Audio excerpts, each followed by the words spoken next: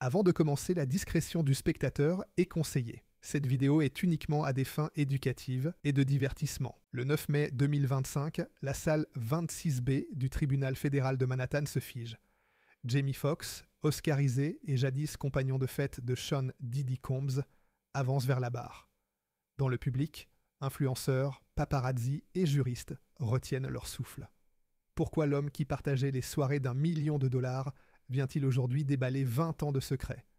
Selon les enquêteurs, son témoignage pourrait verrouiller la plus grande affaire de trafic et de racket jamais intentée contre une star du hip-hop. Mais pour comprendre comment un frère de cœur devient le témoin clé d'un empire en chute, il faut remonter au premier toast de champagne. Pendant que le greffier lit les chefs d'inculpation, trafic humain, extorsion, association de malfaiteurs, la caméra d'une grande chaîne d'infos zoom sur le visage de Foxx. Il ne sourit pas. Ses traits sont figés par l'angoisse et la détermination. Dans un murmure, quelques journalistes rappellent qu'il y a 20 ans, le comédien se vantait d'avoir le VIP passe à vie dans les soirées Combs. Aujourd'hui, chaque mot qu'il prononcera pourrait envoyer ce même hôte derrière les barreaux pour le reste de ses jours. Et comme un karma monumental, l'homme qui faisait rire tout Hollywood s'apprête à faire trembler ses fondations. À l'automne 2004, fraîchement auréolé du succès de Ray, Foxx reçoit une invitation gravée or, White Party, Holmby Hills, Dress Code All White. Diddy, déjà surnommé Black Gatsby, dépense alors plus d'1,5 million de dollars par soirée. DJ privé, chute de pétales et couloir surnommé de tunnel, où seuls les initiés pénètrent. Foxx plaisantera plus tard sur scène. Puf, donne-moi 400 dollars et je te fais la même fête dans mon jardin. Pourtant, derrière les flashs, Foxx repère des clauses NDA glissées avec les cocktails et des smartphones sous-scellés à l'entrée. Rien de suspect, pense-t-il, jusqu'à ce qu'il franchisse une porte capitonnée où règne une ambiance d'abandon quasi cérémonielle. La première fissure vient de s'ouvrir. Ces nuits-là, Foxx découvre aussi la liste noire, un carnet relié de cuir qu'un assistant exhibe parfois, où figurent les noms d'invités désormais bannis pour avoir parlé aux médias, ou simplement refusé de participer au jeu derrière la double porte. L'acteur se souvient d'avoir vu un réalisateur primé se faire raccompagner hors du tunnel pour avoir sorti son téléphone. Ce petit accessoire, noté fermé sur le badge, est plus redouté que le budget open bar. Dès lors, Jamie comprend qu'ici, plus que la musique ou l'argent, la marchandise la plus précieuse sera toujours le silence. Une nuit de décembre 2004, alors que les convives se dispersent à l'aube, Foxx surprend Diddy, penché sur une table basse jonchée de verres vides, glisser une enveloppe épaisse à un photographe freelance. L'accord est clair, aucune image brute des coulisses ne doit quitter la carte mémoire. En échange, un bonus cash scelle leur mutisme. Jamie comprend alors que les paillettes ne servent qu'à masquer une mécanique plus sombre. Acheter, verrouiller, effacer.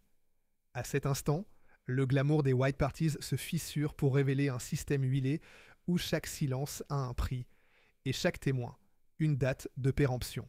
Dans ces freak-off, chaque invité doit laisser son ego au vestiaire. Témoins anonymes parlent d'alcôves surveillées, de assistantes chargées de distribution de pilules et de contrats à 6 chiffres pour acheter le silence. Les sociologues appellent cela du contrôle coercitif.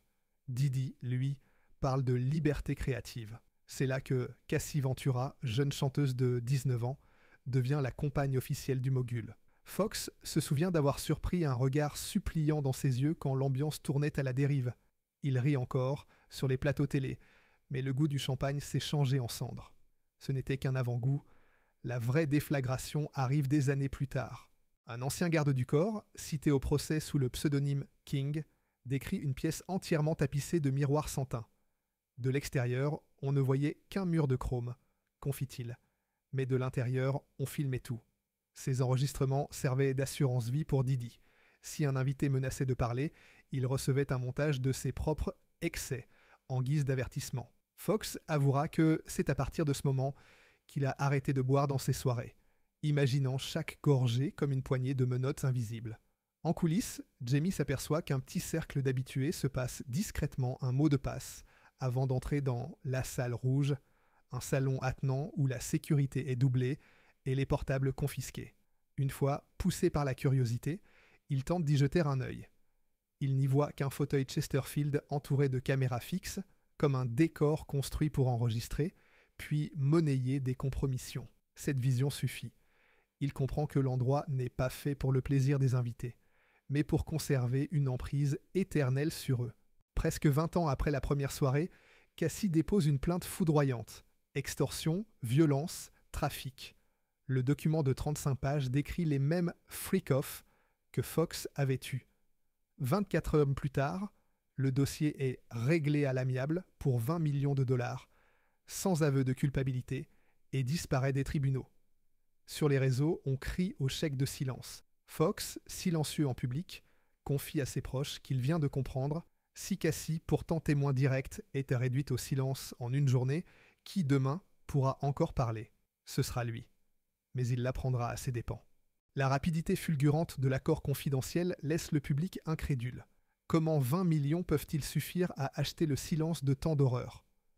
Fox, qui échange alors des messages cryptés avec Cassie, comprend surtout que la somme prouve l'ampleur des risques encourus par Combs. S'il paie autant pour la faire taire, imagine ce qu'il dépense pour qu'on ne trouve jamais les archives des tunnels, soufflera-t-il à un ami producteur. Cette phrase deviendra son moteur. Remonter à la source des vidéos fantômes. Au fil des heures qui suivaient la publication de la plainte, le hashtag #MuteDidi grimpe en tête des tendances mondiales. Des playlists Spotify supprimant les titres du mogul commencent à circuler. Fox, scrutant les chiffres en temps réel, voit l'empire vaciller. Sponsors qui gèlent leurs contrats, marques de luxe qui font disparaître leurs photos de campagne avec Combs. Pour la première fois, il se dit que la peur peut changer de camp. Ironie du calendrier. 6 mois avant la plainte de Cassie, Jamie Foxx est hospitalisé d'urgence à Atlanta. Diagnostic officiel, rupture d'anévrisme, puis AVC. Internet explose. Didi l'a-t-il fait taire? Fox revient en décembre 2024 avec un stand-up Netflix, avoue une hémorragie cérébrale et tourne en dérision la théorie du poison. Si j'étais un clone, vous croyez que j'aurais gardé mes vieilles blagues? Derrière l'humour, il glisse pourtant un avertissement. Certains pactes coûtent la santé. Sous la punchline, le doute s'installe. Et si le show cachait un message codé? À l'hôpital d'Atlanta, un neurologue se souvient d'avoir trouvé dans le sang de Fox des traces d'un composé jamais catalogué. Un détail étouffé par la direction, trop heureuse d'accueillir l'eau illustre patient, en toute discrétion. 10 mois plus tard, lorsque le comédien plaisante sur son clone, certains y voient dans la preuve qu'il s'est rendu compte de cette anomalie. Fox glisse même lors d'un podcast qu'un ange gardien anonyme lui a transmis les résultats de laboratoire manquants. Sous la vanne, un SOS codé. Je sais que ce n'était pas un simple AVC. Plus tard, un technicien de vidéosurveillance conféra aux enquêteurs avoir été sommé d'effacer les enregistrements des couloirs menant à la chambre de Fox la nuit de son hospitalisation, ordre signé, service administratif. Trop tard. L'homme avait déjà conservé une copie privée montrant un individu masqué introduisant discrètement une seringue dans la poche de sa blouse. Cette preuve dormira des mois sur un disque externe avant d'atterrir dans les mains d'un avocat et de relancer l'hypothèse de l'empoisonnement. Le 25 mars 2024, agents du DHS surgissent dans les villas de Los Angeles et de Miami. Saisie d'ordinateurs, registres, mallettes d'espèces. Les caméras de CNN filment en direct la descente. Idajah Didi Raid cumule 90 millions de vues. En septembre, un grand jury accuse Combs de complot de racket et trafic. D'autres plaignants, dont le producteur Lil Rod, détaillant pression, drogue forcée et contrat amour contre loyer. Les procureurs ont des chefs d'accusation, mais pas la pièce maîtresse, jusqu'à ce qu'un certain numéro privé apparaisse sur leur téléphone. Lors de la perquisition, les agents confisquent un coffret en bois verni contenant 11 clés USB. Chacune porte l'année gravée au laser et une initiale. C pour Cassie, L pour Lil Kim, M pour une pop star restée anonyme. Selon une fuite dans la presse, le contenu mêle contrats truqués, double livre de compte et séquences vidéo dont l'existence seule suffit à justifier un mandat fédéral. Dans ses notes personnelles saisies le même jour, Combs écrit cette phrase glaciale « Fox croit qu'il est le héros. Il n'est qu'un témoin en sursis. Ce sera la dernière ligne avant l'arrestation. Simultanément, un groupe d'agents fédéraux travaille en secret à un dossier RICO élargi, reliant Didi à un réseau de sociétés écrans éparpillées entre le Delaware, les îles Caïmans et Singapour. Grâce aux métadonnées des vidéos saisies, il remonte jusqu'à des virements anonymes libellés « services événementiels ». Dans un safe house de Pasadena, Fox visionne ses découvertes avec un mélange de soulagement et de terreur. Il tient enfin la preuve systémique. Mais chaque nouveau document augmente le prix de sa tête. Selon plusieurs tabloïds, Fox remet alors un disque dur chiffré, enregistrements audio de coulisses, tableaux Excel d'honoraires versés à des chaperons et un journal vocal tenu entre 2005 et 2023. Aucun média n'a publié ces fichiers, mais leur existence suffit à placer Fox sous protection fédérale. Lorsque le procès s'ouvre, Didi feint l'indifférence derrière ses lunettes fumées. Fox, costume gris acier, fixe l'ex-ami sans cligner. « Je témoigne pour Cassie, pour ma grand-mère et pour tous ceux qu'on a réduits au silence », lance-t-il. Les réseaux sociaux traduisent « Le bad boy n'est plus intouchable ». Les experts judiciaires surnomment désormais la livraison Fox le disque dur Pandora. Les enregistrements audio captent une quarantaine de voix célèbres, rappeurs, producteurs, PDG de labels, plaisantant sur la taxe de silence qu'ils versent à Didi pour conserver accès aux soirées. Une piste, datée de 2011, révèle un arrangement avec un investisseur saoudien pour financer un festival, moyennant la présentation de mannequins européennes non majeures. Dans la salle d'audience, l'avocat de la défense étouffe un rire nerveux quand la bande est diffusée, conscient qu'aucune objection ne pourra effacer la bande-son de la vérité.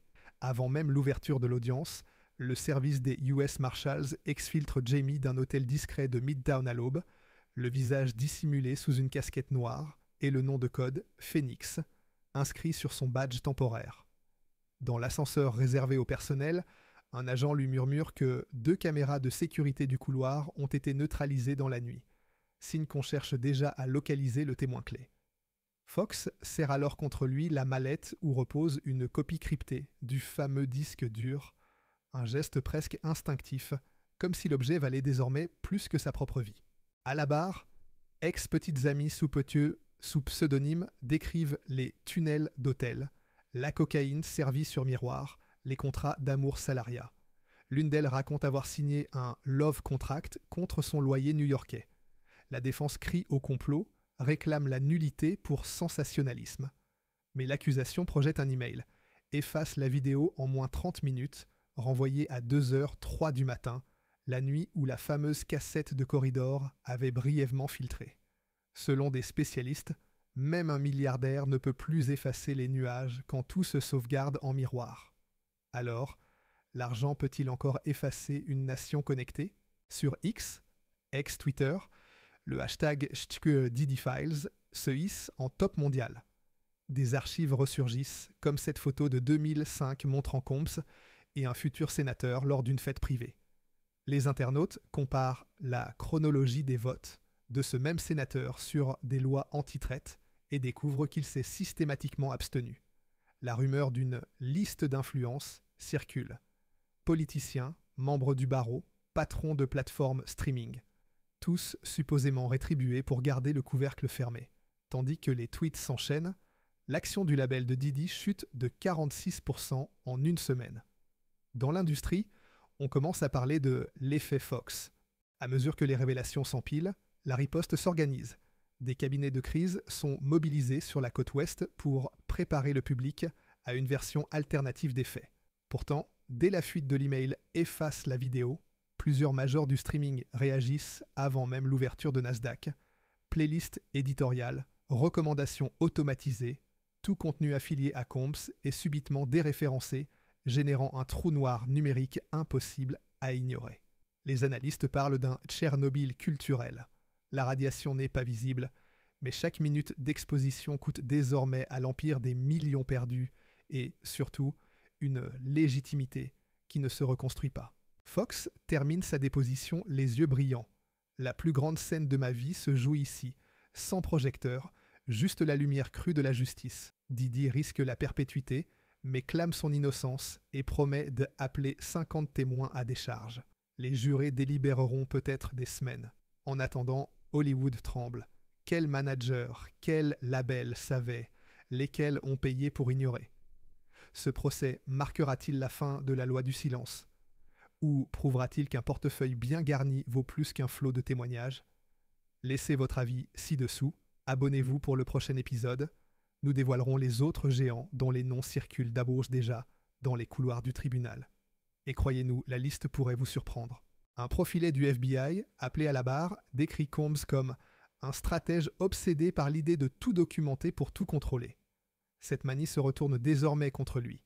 Chaque clip privé confisqué devient une pièce à conviction publique. Fox, lui, refuse toujours la moindre offre d'interview exclusive. Il ne veut pas monétiser sa conscience. Son seul commentaire hors tribunal, un post IG sur « La justice n'est pas un show, c'est un devoir ». Sous la légende, une photo floue de Cassie illuminée par la lumière d'un soleil couchant. Les likes explosent. La légende fait le tour des rédactions du monde entier. Les salles de cinéma se vident. Les trophées se ternissent, mais les actes demeurent. Si le jury condamne Diddy, ce sera plus qu'un verdict. Ce sera un précédent juridique contre la culture de l'omerta à Hollywood. Si, au contraire, l'argent et les avocats réussissent encore à maquiller la réalité, alors la question se posera. Que vaut le témoignage d'une victime face à $1 milliard?